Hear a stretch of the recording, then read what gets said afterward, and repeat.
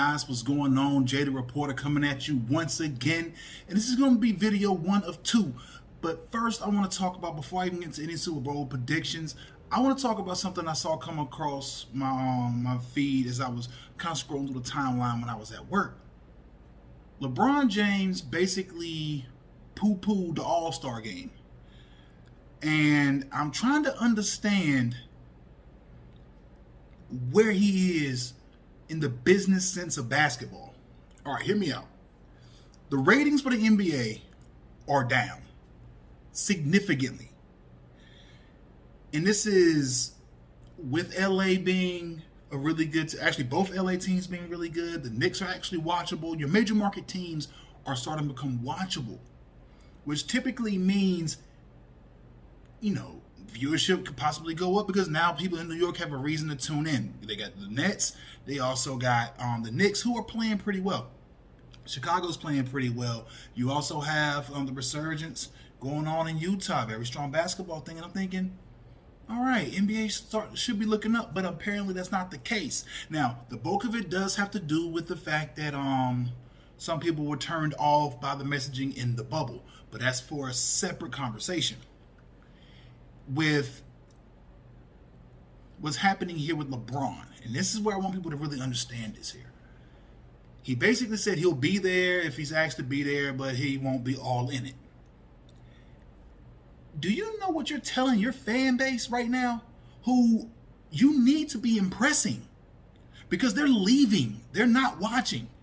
Honestly, I've probably watched, maybe out of all the games, I've probably watched 2 NBA games, and not even from tip to final buzzer. I just walked in, cut on the TV, and was like, what's on? NBA game, I cut it on. And I'm more concerned with my son and his tummy time than I was watching the game.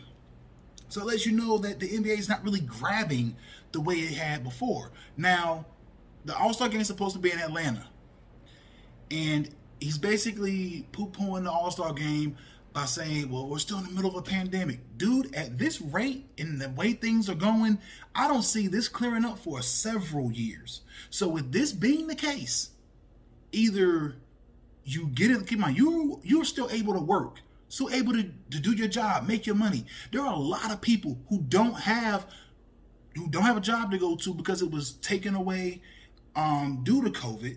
And then you also got people who just really need a release. Just something to be like, oh, wow, I got something to look forward to watching. Like right now, this will be the first like for Saturday. Everyone knows who's watching my first video I ever did, UNC basketball fan over here. On tomorrow, which will be Saturday, it's the UNC Duke game. This is going to be a very different game, not only because both teams are coming in unranked, first time since 1960, but we're also talking about the first time that this game could be played without any fans in attendance. And we all know college basketball is driven in many cases, especially this rivalry, by the fans. Now, getting back to LeBron, the All-Star game more than likely won't have any fans. If it does, it'll be minimal at best. And I'm pretty sure there haven't been too many instances where there have been fans. I know there were fans in Atlanta for a different circumstance that happened to LeBron, which I'm not even going to bother to touch on. If you want to see other people's opinions on that, there are other channels for that kind of stuff. But when you alienate your fan base politically, this is one of the reasons why everyone loves Michael more than LeBron. And now I'm kind of getting into a little bit deeper.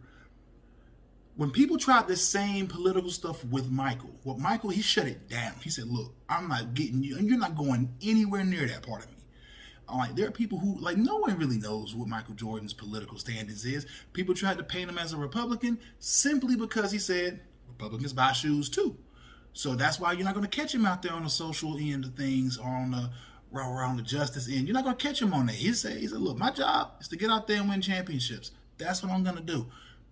Now, granted, LeBron's job is to go out there and win championships, but you also nowadays is a little bit more socially acceptable for your athletes to be out there on the social end of things. But when you do things to alienate fan bases on the political end, and then to do it again with your job. Now, here's where the jab at NBA fans comes in. The political stuff, not really caring too much about it.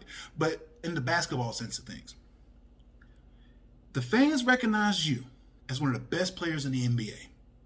And you're like, yeah, you know what, I understand, I feel you, but, you know, I'm not really into it this year.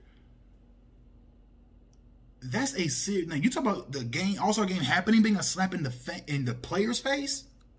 What about you poo-pooing the game not being a slap in the fans' face? That's where the true where it all should lie in. Because the NBA doesn't exist if the fans don't watch. And what you're basically saying is, I don't care. Well, Mr. LeBron James, if it wasn't for the fact that I actually love sports, I wouldn't care either. Guys, let me know what you think about all this down in the comments section below.